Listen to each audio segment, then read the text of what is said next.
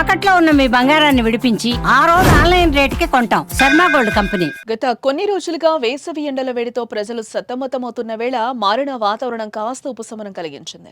తెలంగాణ, కోస్తా, మహారాష్ట్ర మీదుగా ఉపరితల ఆవర్తనం కారణంగా తెలుగు రాష్ట్రాల్లో ఒక్కసారిగా వాతావరణం చల్లబడిందని చెప్పుకోవచ్చు. ఈ ఉపరితల ఆవర్తన ద్రోణి కారణంగా ఉమ్మడి మహబూబ్ నగర్, కామారెడ్డితో పాటు పలు జిల్లాల్లో భారీ వర్షం కురిసింది. అలాగే దీని ప్రభావంతో పలు జిల్లాల్లో చల్లని వాతావరణం కూడా నెలకొంది.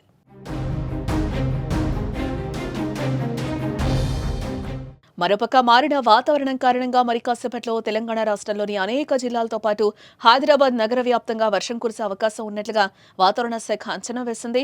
రాష్ట్రంలోని కొన్ని ప్రాంతాల్లో తేలికపాటి నుంచి మోస్తరు వర్షాలు కురిసే ఛాన్స్ ఉంది.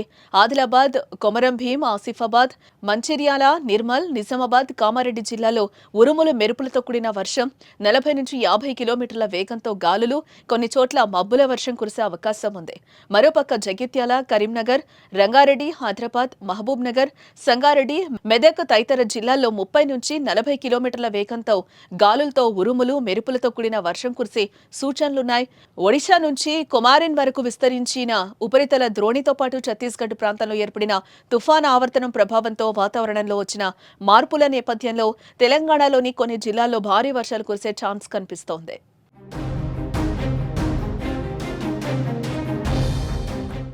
ఇదిలా ఉంటే ఆంధ్రప్రదేశ్లో రానున్న 3 రోజుల్లో రాష్ట్ర వ్యాప్తంగా వాతావరణం భిన్నంగా ఉండబోతోందని విపత్తుల నిర్వహణ సంస్థ మేనేజింగ్ డైరెక్టర్ రోణంకి కూర్మానాథ్ ఓ ప్రకటనలో వెల్లడించారు.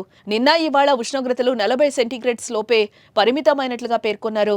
రానున్న 3 రోజులు కొన్ని చోట్ల ఎండలు, మరికొన్ని చోట్ల పిడుగులతో కూడిన వర్షాలు కురిసే అవకాశం ఉందన్నారు. ఈ నేపథ్యంలో ప్రజలు అప్రమత్తంగా ఉండాలని, రైతులు తగిన జాగ్రత్తలు తీసుకోవాలని సూచించారు.